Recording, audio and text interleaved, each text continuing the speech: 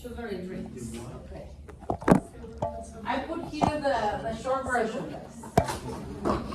Selling consumption of sugary drinks.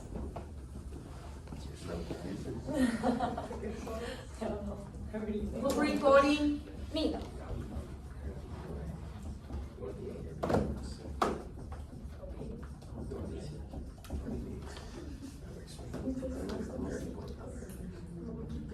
Restricted to avoid obesity, or what does it say?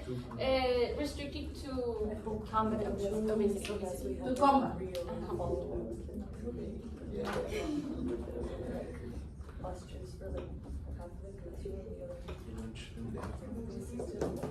You tell me when you're ready.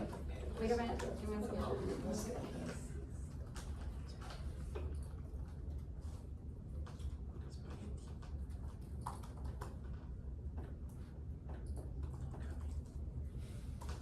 Okay.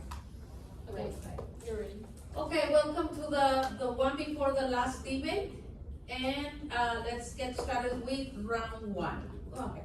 Hello, my name is Dania Valdes, and I'm in favor of sugary drinks being restricted to combat obesity. So I want to start with a question.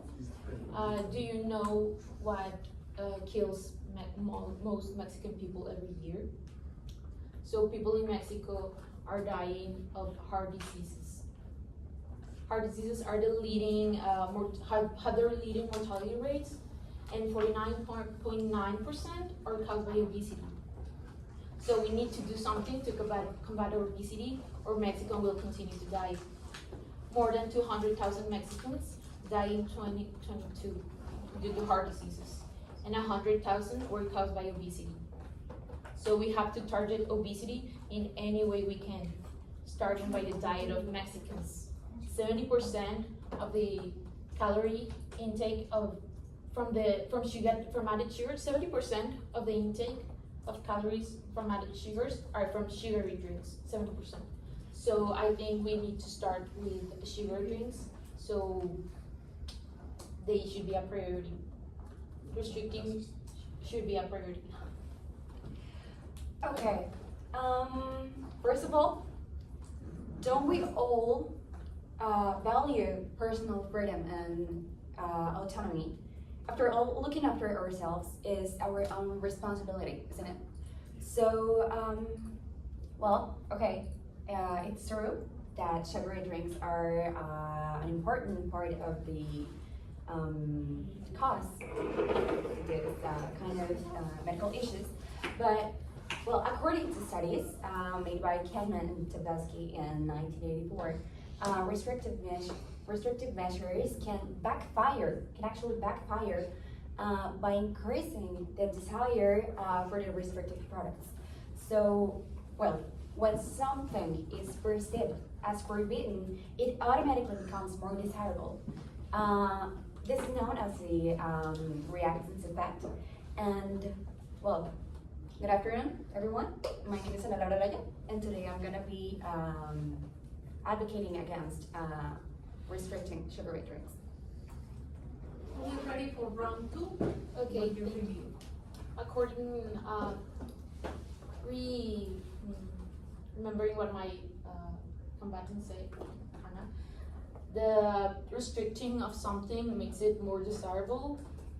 Well, I haven't any evidence that it's not true, because in 2014, the Mexican government implemented a tax for sugary drinks, and leading to that tax, 2 years later, the consumption of sugary drinks decreased by 2.1%, and there were requests to people, and people started to consume more untaxed products. Okay, that's a good point, but I emphasize on the importance of considering alternative options.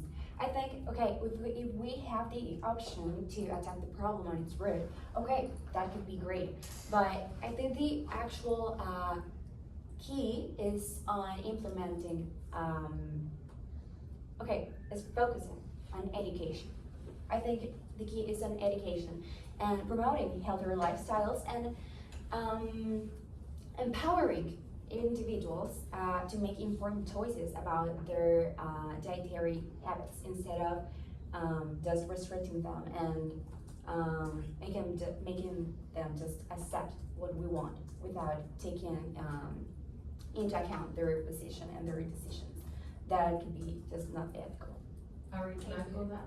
Well, it is well known that in Mexico there is a lack of good education system. Mm-hmm. So I think what you propose will take certain years to have a cause, an effect on the Mexican society, and I think the importance of restricting the consumption right now has more importance than the education, because Mexican will not abide by the education you give them, but they will abide by the laws.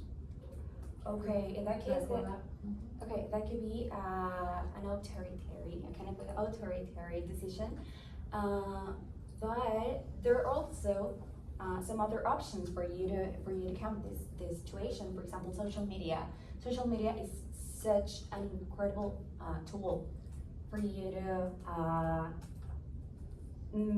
make people understand what is actually good for them. And well, yeah, I think it could be just like not ethical if you take that decision of them. Okay, we're ready for round 3 where questions are asked. Yes. It's a question for the shoot part.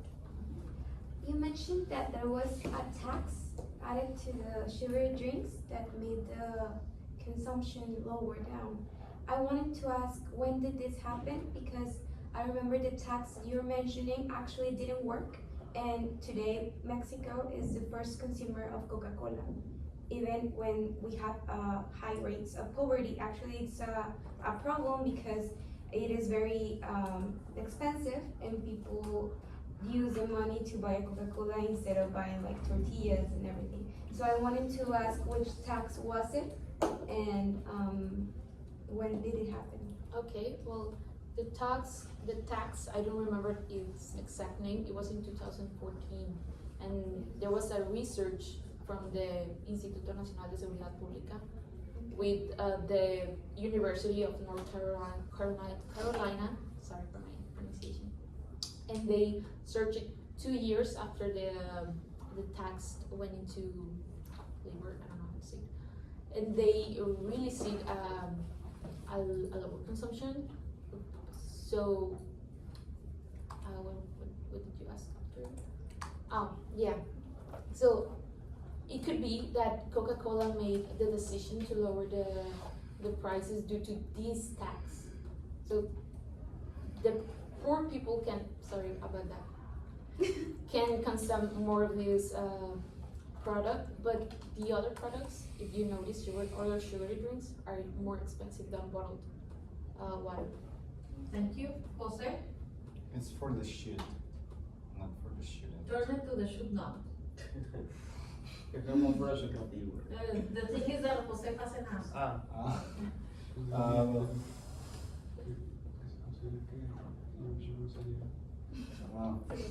Yes. Well, move on. We need to Well, continue. so do you think that sugar-free drinks would make the impact, for example, here in Mexico, per habitant, we estimate 160 liters of Coca-Cola per year. Well, restricting the Coca-Cola normal sugar can make an impact if we put the zero sugar. Okay, you're talking about replacing it. Yeah. Okay, thank you for your question. Okay. Well, I think it's about giving people the option to choose, to actually choose. And I mean, it's everything about awareness and Okay, if you do it once or twice, for example, drinking a Coca-Cola, for example, once or twice a month isn't as bad as, okay, you know, so you have the option to do it, but you can choose if you do it or not. So yeah, you can put on the market alternative options, but everything is gonna be on on the decision. Okay, it's time for the last round, where conclusions are shared. Well, Renee? my conclusion is, while I think it should be the consumer's choice, we know that in Mexico, the consumer's choice has not been the greatest choice, because Mexico has the leading obesity in children, and we're also in adults, leading in adults. So I think it would not be a bad option for the law to restrict that. Not taking into consideration the consumer's choice. Me? Okay, while health concerns are valid, are absolutely valid, imposing restrictions may lead to unintended consequences. Imposing restrictions on the sale and consumption of sugary drinks may lead to an increase in their attractiveness and consumption. So, well, especially among younger and rebellious groups. So, we should let people take that decision and change our mentality. And not just accepting that we're not gonna be able to make that change. We gotta change our mind and Thank say you. yes. Thank you, okay, for your collaboration, so. It's down to the final debate. I know you're tired, guys, but you know, that's just not a worry. And let's welcome our